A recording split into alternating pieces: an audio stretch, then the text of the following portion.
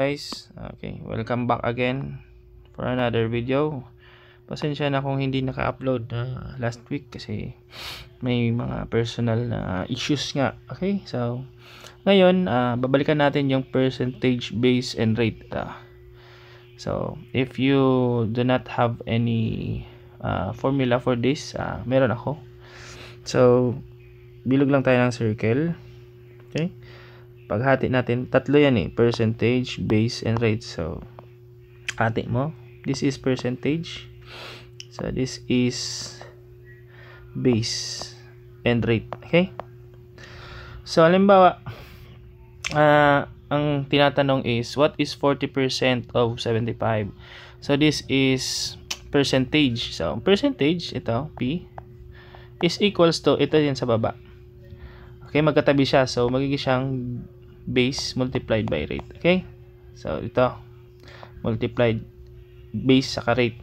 What about pag hinahanap naman yung base? Okay, so base, so ang base ito na, percentage nasa taas siya, so divided by rate. Okay, okay, so pag rate naman, okay, ito naman P percentage divided by the base. Okay, so ito lang tatandaan nyo,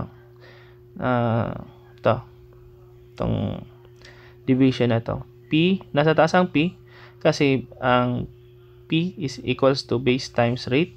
Okay, so rate naman is P divided by the base, and base is equals to P divided by the rate. Okay, okay, so let's solve.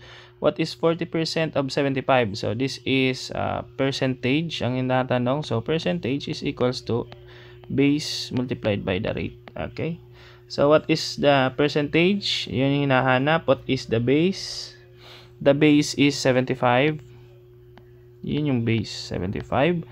What is the rate? The rate is 40%. Okay, 40. Or you convert it to decimal, 0.4. So percentage is equals to 75 times 4 is 30. So this is 30. Okay, so next, 30 is what percent of 150? So 30, ano yung 30? This is the ito na, percentage. What percent of 150? What is 150? This is the base. Okay, so ang tinatanong is yung rate. Okay, yung percentage, yun yung rate. Wag malito. Okay, so pag may percent, that is rate. Okay, parang interest lang naman yan pag may ganito, that is rate. So tinatanong rate, what is the formula of rate? So R is equals to percentage is 30 divided by the base 150. Okay, so the answer is, okay, divisible by 1, okay, 1 over 5 or 0.2. Okay, so answer is 0.2. Pero naka percentage, so 0.2 times 100, this is 20%. Okay, yan lang kadali. And next is 25% of what number is 12. So 25 is my percentage, so this is rate. What number is 12? What is 12? This is the percentage. So what number? Itong what number? So this is the base. So the formula of base is equals to ito, percentage, which is 12, divided by 25% or 0.25.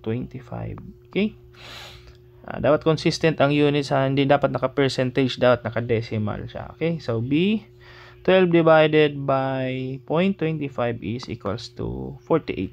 So the base is 48.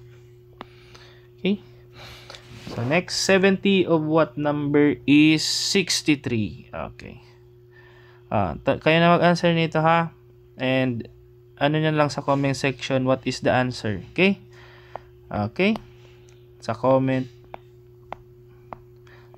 section, try nyo isolve, hindi palaging ako na lang ang nagsusolve. Paano kayo makakuha nyan? Okay, so thank you guys for watching. Please share my videos and please subscribe to my YouTube channel also, na nakapin yan sa aking page. Okay, so God bless, thank you.